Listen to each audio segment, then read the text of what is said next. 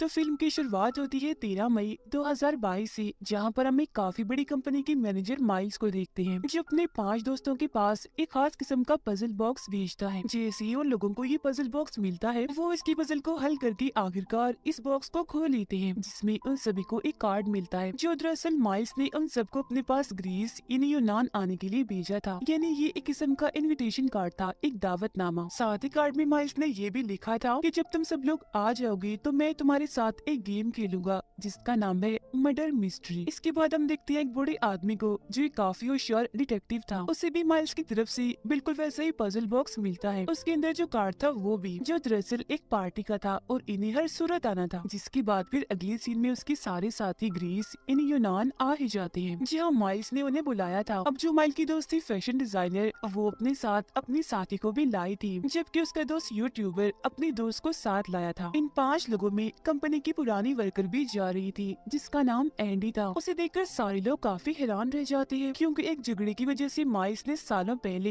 इसे अपनी कंपनी से निकाल दिया था। और माइल्स ने उन सबके लिए एक शिप भेजी थी, जो इन सबको माइल्स के खूबसूरत आइलैंड पर ले जाएगी, जिस आइलैंड का नाम ग्लास ऑनियन है। जिसके बाद आखिरकार ये उस आइलैंड पर पहुंच जाते हैं, जो नजारा बहुत ही खूबसूरत था। माइल्स फिर इन सभी से मिलता है और पूरा आइलैंड दिखाता है, जो देखने के बाद सब लोग अपने अपने कमरे में चले जाते हैं आराम करने के लिए। और माइल्स फिर डिटेक्टिव को अपने ऑफिस में लेकर जाता है और पूछता है कि आप यहाँ क्या कर रहे हैं, क्योंकि मैंने तो आपको नहीं बुलाया, आपको तो मैंने कोई दावतनामा नहीं भेजा। जिस पर डिटेक्टिव उसे वही कार्ड दिखाते हुए कहता है कि ये मुझे उसी पजल बॉक्स के अंदर से मिला था, जो तुमने मुझे भिजवाया था। तो अगर तुमने मुझे यहाँ नहीं बुलाया, तो हो सकता है कि तुम्हारे किसी दोस्त ने पजल बॉक्स को दोबारा से सेट करके मेरे पास भेज दिया हो, जो शायद उन्होंने शरारत मजाक में किया होगा। जो सुनकर माइल्स कहते हैं, वैसे एक तरह से अच्छा ही हुआ। कितनी अच्छी बात होगी ना कि तुम जैसा बड़ा और होशियार डिटेक्टिव मेरे मर्डर मिस्ट्री गेम का हिस्सा होगा। अब वो सारे लोग टाइम पास करने के लिए पूल में चले जाते हैं, ताकि अच्छा वक्त गुजार सके। जी हाँ, बातों ही बातों में माइल्स का यूट्यूबर दोस्त कहता है कि पिछले हफ्ते जब मैं कहीं जा रहा था, तो माइल्स भी उस वक्त गाड़ी से कहीं जा रहा था, मगर गाड़ी वो बहुत तेज चला रहा था, इतनी तेज कि उसे नजर भी नहीं आया कि मैं सामने हूँ। वो लगभग मुझे मार ही चुका था। इसके बाद जब ये सारे लोग एक जगह पर आराम कर रहे थे, तो डिटेक्टिव माइल्स से पूछता है कि तुम और तुम्हारे सारे दोस्त आखिर इतने कामयाब कैसे बन गए। जिस पर माइल्स जवाब देता है कि इसके पीछे एक समझदारी है, और वो ये कि कोई भी चीज हो उसे छोटे से शुरू करना चाहिए, जो वक्त के साथ साथ आगे जाकर बड़ी बन जाएगी। और बिल्कुल इसी तरह इस बात पर अमल करके हम आज कामयाब हैं। मगर तभी इधर एंडी आती है, इन्हीं कंपनी की पुरानी वर्कर, जिसे माइल्स ने कंपनी से निकाल दिया था। वो डिटेक्टिव से कहती है कि नहीं,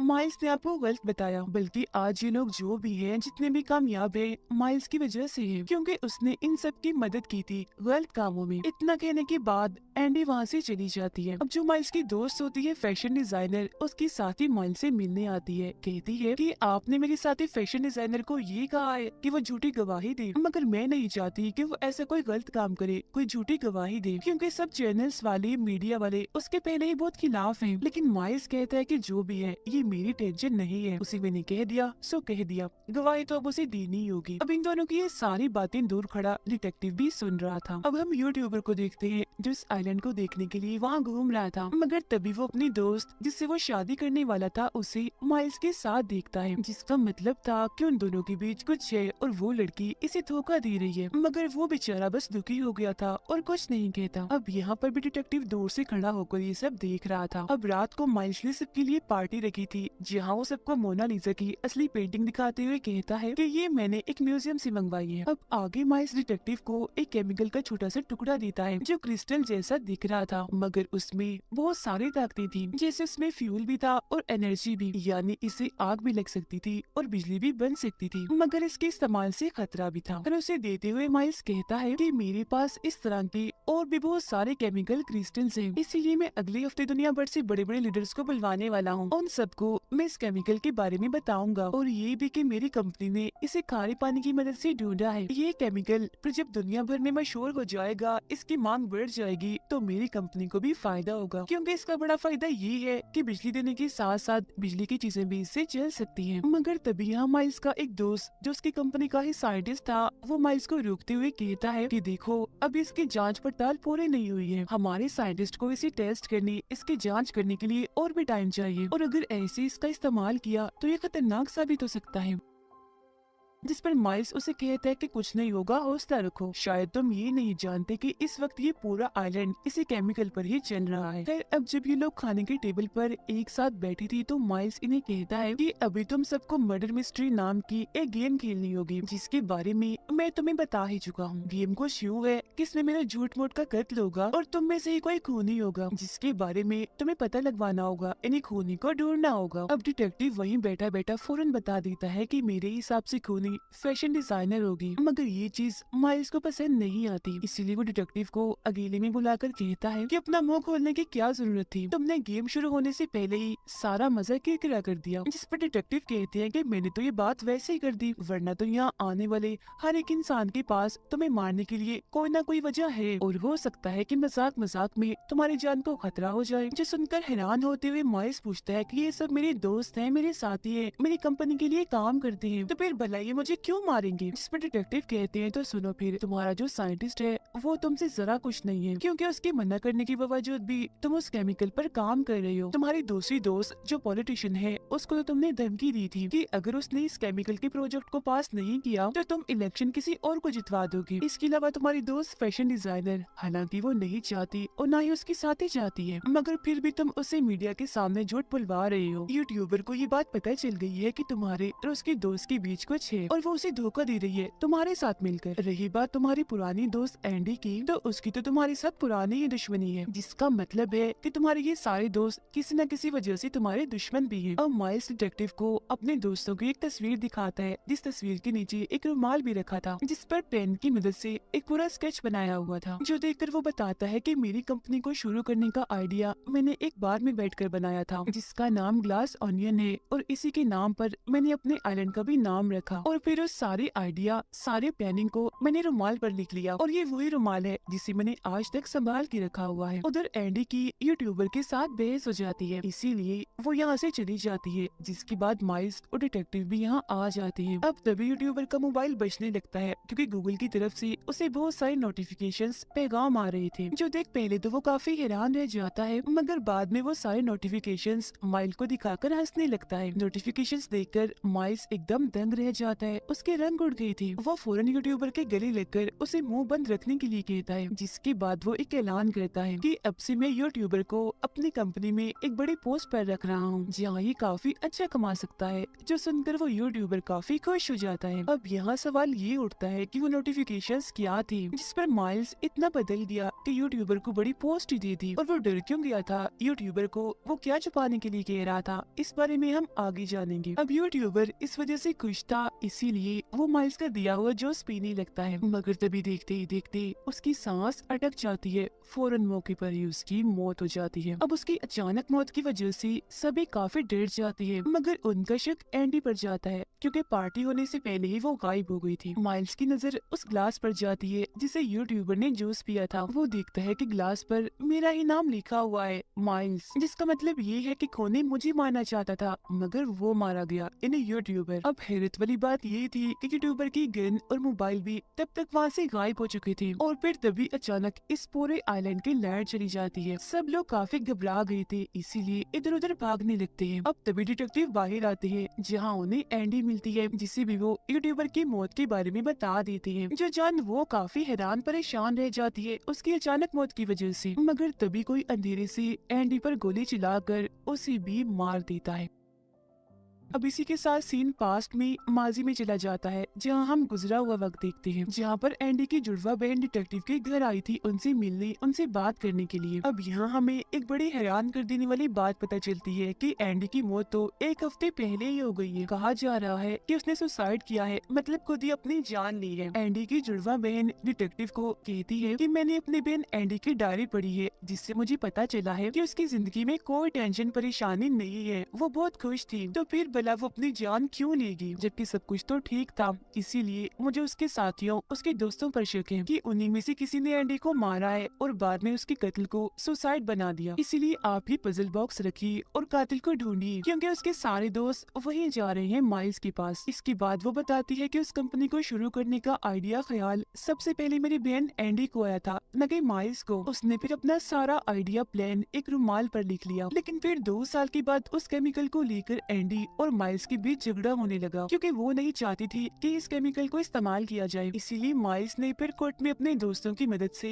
झूठी गवाही दी, मगर खुद को साबित करने के लिए सबूत के तौर पर एंडी के पास सिर्फ वो रुमाल ही था, जो इस केस के दौरान ही बदकिस्मती से कहीं गायब हो गया। जिसके बाद फिर माइल्स ने बिल्कुल वैसे ही नकली रुमाल बनाया जैसा एंडी ने बनाया था, और बस इसी वजह से मेरी बहन इस केस को हार गई। मगर फिर एक दिन एंडी को वो असली रुमाल मिल ही गया, जिसकी की कॉपी बनाकर और असली रुमाल को इन्वेलप लिफाफे में डालकर उसकी तस्वीर बनाई, जिसे उसने माइल्स के अलावा अपने सारे दोस्तों के पास भेजा, ताकि ये बात साबित हो जाए कि ये आइडिया सबसे पहले एंडी का ही था। मगर फिर अगले ही दिन एंडी की मौत हो गई और वो असली रुमाल भी कहीं गायब हो गया। ये सारी बातें सुनकर डिटेक्टिव समझ जाती है कि जरूर एंडी के दोस्तों में से ही कोई उसका खूनी है। इसीलिए वो एंडी की बहन को कहती है कि मैं उसके कातिल को ढूंढूंगा, मगर तुम भी मेरे साथ माइल्स के आइलैंड पर चलोगी एंडी बनकर, ताकि तुम वहाँ आए हर एक इंसान की जासूसी कर सको और सारी जासूसी करके जानकारी मुझे ला कर दो। जिसके बाद एंडी की बहन एंडी बनकर डिटेक्टिव के साथ उस आइलैंड पर आ गई। जासूसी करते हुए वो साइंटिस्ट और पॉलिटिशियन की बातें सुन लेती है। साइंटिस्ट बताता है कि जब उस केमिकल को इस्तेमाल किया जाता है तो उसमें से जहरीली गैस निकलती है, जो इंसानों के लिए काफी खतरनाक है। जिस पर पॉलिटिशियन कहती है कि मैंने इस केमिकल के प्रोजेक्ट पर मंजूरी नहीं देनी थी, मैं बिल्कुल भी राजी नहीं थी, मगर माइल्स की काफी कहने पर मुझे इस केमिकल को इस्तेमाल करने की मंजूरी देनी ही पड़ी, क्योंकि अगर ये प्रोजेक्ट रुक गया माइल्स किसी और को ले आएगा मेरी जगह, जिससे मैं बर्बाद हो जाऊंगी। फैशन डिजाइनर की जासूसी करते हुए एंडी की बहन को पता चलता है कि दरअसल माइल्स फैशन डिजाइनर को पैसे देने वाला था, ताकि वो ये झूठी गवाही दे कि ये कंपनी इसे बनाने का आइडिया माइल्स का है, न कि एंडी का। यूट्यूबर के बारे में उसे पता चलता है कि उसने जानबूझकर अपने दोस्त और माइल्स के बीच ताल्लुक बनवाया, ताकि अपने दोस्त के जरिए वो माइल्स की कंपनी में बड़ी पोस्ट पर आ जाए, जिसका मतलब था कि यहाँ पर हर कोई माइल्स का साथ इसीलिए दे रहा था क्योंकि ऐसा करने से उन सब का भी कोई न कोई फायदा था। अब जब एंडी की बहन सबकी जासूसी करने के बाद डिटेक्टिव के पास जा रही थी माइल्स की सच्चाई बताने, तो तभी उसके पास पॉलिटिशियंस और यूट्यूबर आते हैं, जहाँ पर पॉलिटिशियन जो से एंडी ही समझ रही थी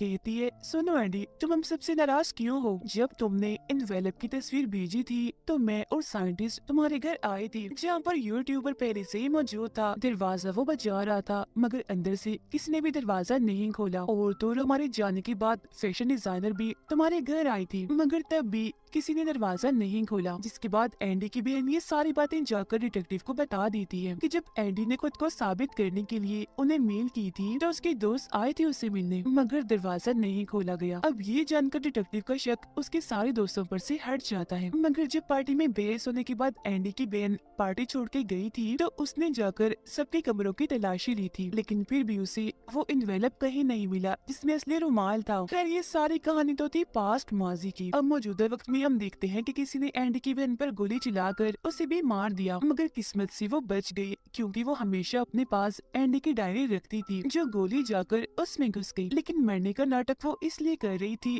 क्योंकि डिटेक्टिव ने उसे ऐसा करने के लिए कहा था, ताकि सब लोगों को लगे कि वो मर गई है।